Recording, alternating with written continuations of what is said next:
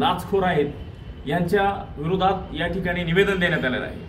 अंबाजोगाई येथील तहसील कार्यालय येथील अजय फुलचंद केंद्रे हे परळी मतदारसंघातील येत आहेत।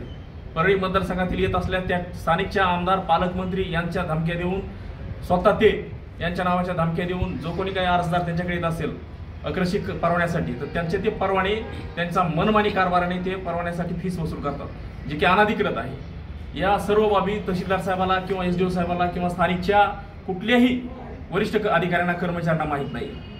ज्यावेळेस कोणी परवाना दाखल करण्यासाठी येईल त्यांच्याकडे त्यांना वेगवेगळ्या तांत्रिक अडचणी सांगून हा परवाना मिळत नाही आणि तुम्हाला मिळणार नाही, अर्ध्या गुंठ्यासाठी ते लाख रुपयाची मागणी करतात। आणि ज्यावेळेस संबंधित अर्जदाराने त्यांच्याकडे परवाना दाखल केला त्यावेळेस त्यांना नाहरकत प्रमाणपत्र देण्यासाठी सुद्धा ज्यावेळेस तो 50% रक्कम देईल त्यावेळेसच ते परवाना देतात।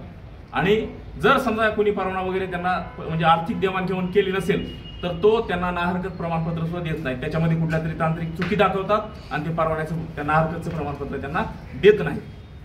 तसेच जर ते पूर्ण व्यवहार झाला आणि त्याच्यानंतर तो परवाना द्यायच्या वेळेस ते अंबाजोगाईतील यशवंतराव चौक असेल किंवा भगवानोबा चौक असेल किंवा डॉक्टर बाबासाहेब आंबेडकर चौक असेल, माऊली हॉटेल असेल किंवा महिला कॉलेजचा बाजूचा भाग असेल, अशा ठिकाणी रात्री 11ला 10 वाजायला किंवा सकाळ 8-9 वाजता तोंडाला स्कार्फ बांधून येतात। स्कार्फ बांधून येणे आणि त्यांच्याकडे जी काही ठरलेली रक्कम आहे लाचची लाच घेणे आणि मगच त्यांना ते परवाना देतात।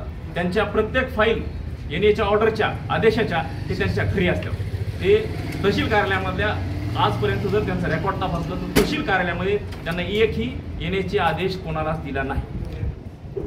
एकंदरीत तुमची काय मागणी आहे? आमची मागणी आहे या ठिकाणी अशी आहे की आम्ही वंचित बहुजन आघाडी, त्यानंतर भारतीय काँग्रेस पक्ष, त्यानंतर गायरान हक्क अभियान यांच्या वतीनं आम्ही या ठिकाणी निवेदन दिलेलं आहे की आम्हा सर्वांची अशी एकच मागणी आहे की हा लाचखोर, मुजोर, अर्धाट, उद्धट आणि गुंड स्वरूपाचा जो काही महसूल सहाय्यक कर्मचारी आहे याची त्या महसूल सहाय्यक पदावरून तात्काळ हकालपट्टी करावी आणि याला सेवेतनं बडतर्फ करावी। अन्यथा आम्ही 10 एप्रिल 2024 रोजीपासून 2025 पासून आम्ही अमरण उपोषणाला बसणार आहे।